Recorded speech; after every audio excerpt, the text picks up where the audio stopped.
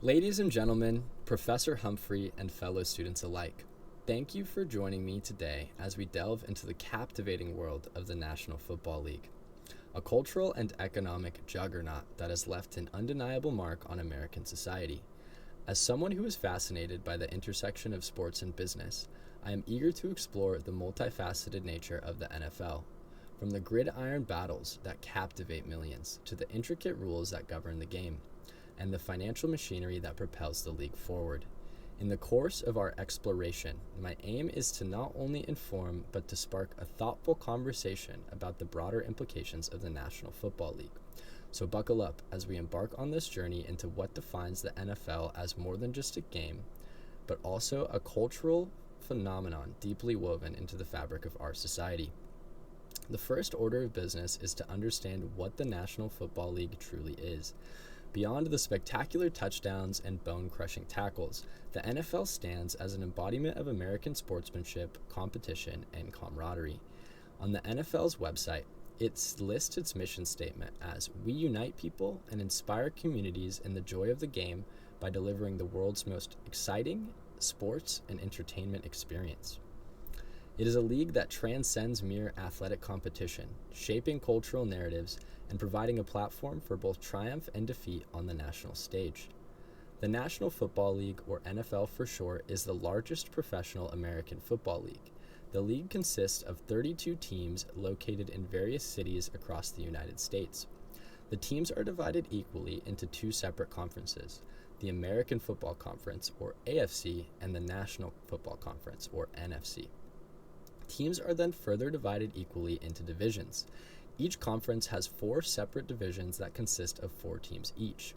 These are important because they help figure out which teams you are going to play throughout the season, and it also helps figure out which teams you will play in the playoffs when that time of year comes around. The NFL wasn't always known by that name. The league was founded in 1920 and originally went by the name American Professional Football Association. The name we use today was adopted in 1922. As mentioned by the Encyclopedia Britannica's website, they stated that the league's first president was Jim Thorpe. Thorpe was an athlete himself and also played in the league he was overseeing. By the first year of its inception, 14 teams had joined the newly formed American Professional Football Association. The 32 teams you see today came from various expansions throughout the years. The league has evolved greatly over time. To gain a deeper understanding of how the game is played, it's essential to unravel the complex tapestry of rules that govern the NFL, from the intricacies of downs and yardage to the elusive nature of penalty flags. The game is not only a physical spectacle, but a strategic chess match played out on the gridiron. By delving into the rulebook, we can better appreciate the tactical brilliance that underlies every play and gain insight into the meticulous planning undertaken by players and coaches alike. There are 5 ways to earn points in football. The first is called a touchdown. A touchdown is scored when your team carries or catches a ball into the end zone. If done correctly, this will gain your team 6 points. The next 2 ways to score happen after a touchdown is scored. The first is an extra point field goal. The field goal is taken from the 15-yard line, and if your kicker kicks it between the yellow posts, your team gains 1 extra point. The second way to score a touchdown is called a 2-point conversion. For this, your team gets set up on the 2-yard line and attempts to score another touchdown. 2 points will be awarded on a successful attempt. The second to last way to score is by scoring a normal field goal. This happens when your kicker kicks the ball from anywhere on the field between the yellow posts.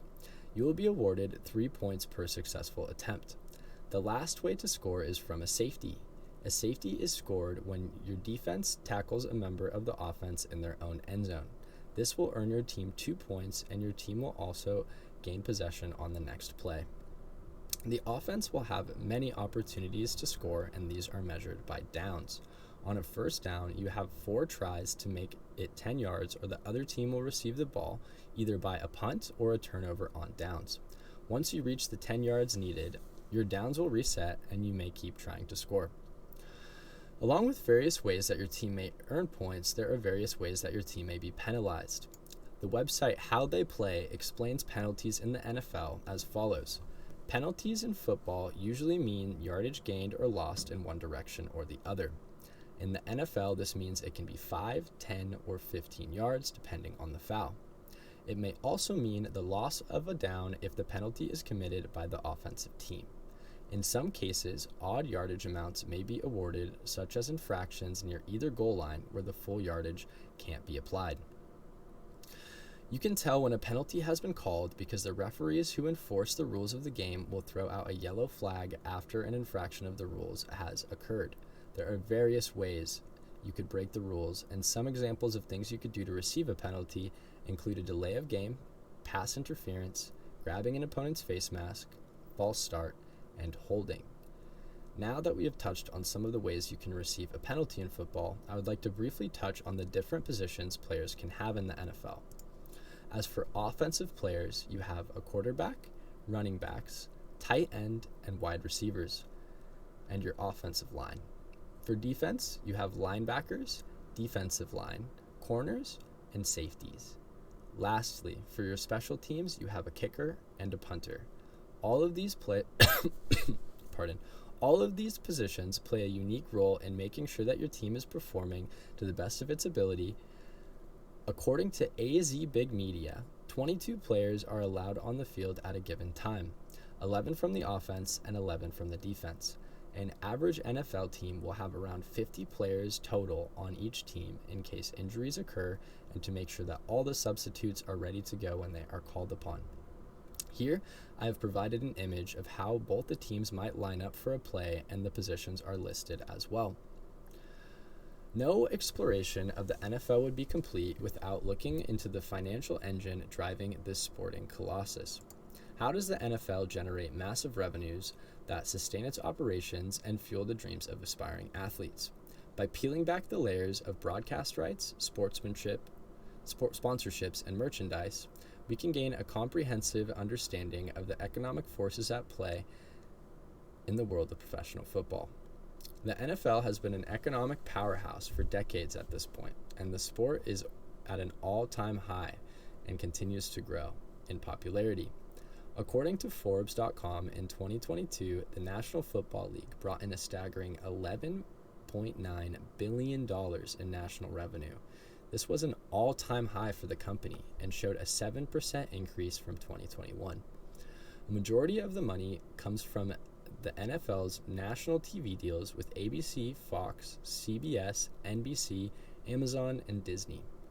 Television networks pay big money to get the rights to broadcast these games due to the high viewership numbers of the NFL. Another interesting way to bring new eyes and bigger payouts to the league is through the use of streaming apps such as Amazon Prime Video.